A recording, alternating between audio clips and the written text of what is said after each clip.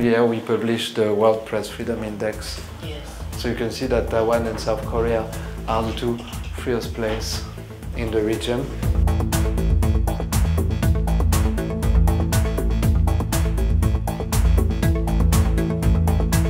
Almost 3 years ago, Reporters Without Borders took the decision to open its first Asia office and chose Taiwan, Taipei, as the place for the headquarters. Well, honestly, it was a no-brainer because in the whole Asia there's not so many free places where we could set up our Asian headquarters with a good predictability and safety.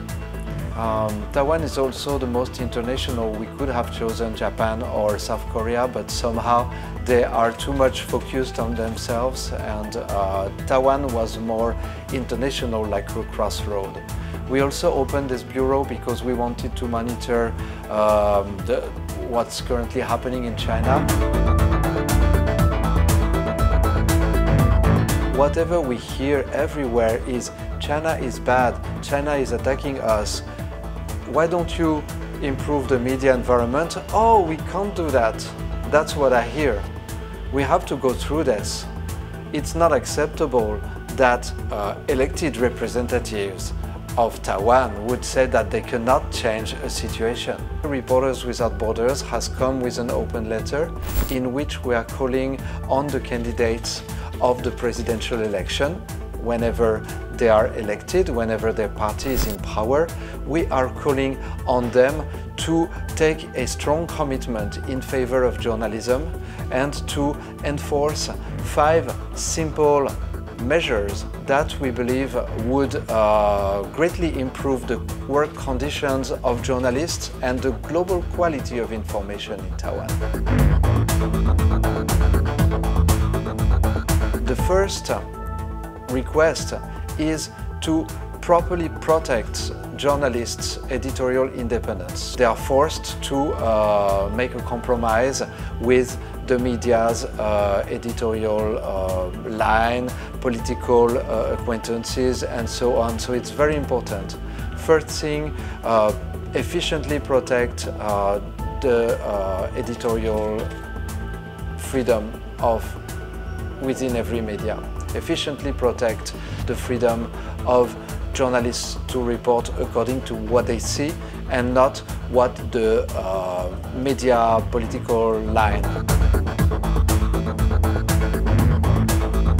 It's very important to keep in mind that the public media does not equal to the government's media. Public media in a democracy is the media that belong to the public, meaning they are a tool that the public can use to have independent information that might be less biased, that would not receive the commercial economic pressure that the commercial media have. But annual budget. To give an example, the public television service annual budget equals to 4% of its South Korean equivalent, while South Korea only has twice the population of Taiwan. How can the Taiwanese expect PTS would be able and compete with the private media? Within the past 10 years, the Chinese propaganda has invaded the world, and now every Chinese language community in the world mostly receives Chinese propaganda from the Chinese Communist Party, while the Taiwanese public media that could also have become a source of independent information in Chinese language in the world, they never had the possibility to develop. So you can see that for Taiwan to properly support the public media is a question of national security.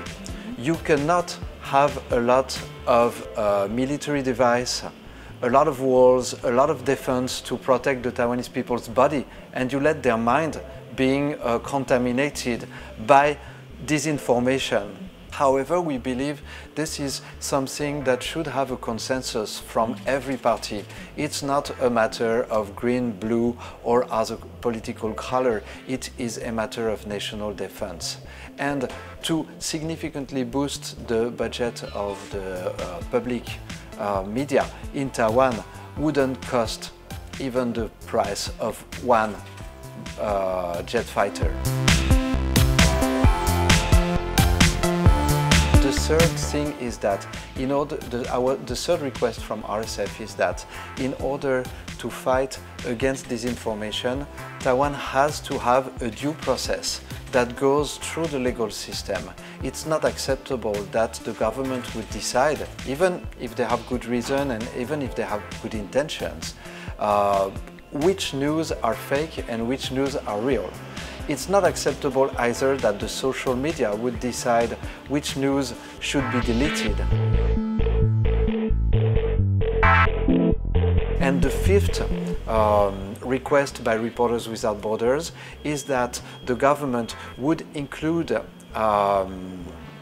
media literacy and critical thinking at the earliest age in the textbooks. It can be easily taught to an 8-year-old kid how to make the difference between a fake picture and an information picture, between a text that is obviously biased or does not have sources. This is not complicated, and this should be done at the earliest age.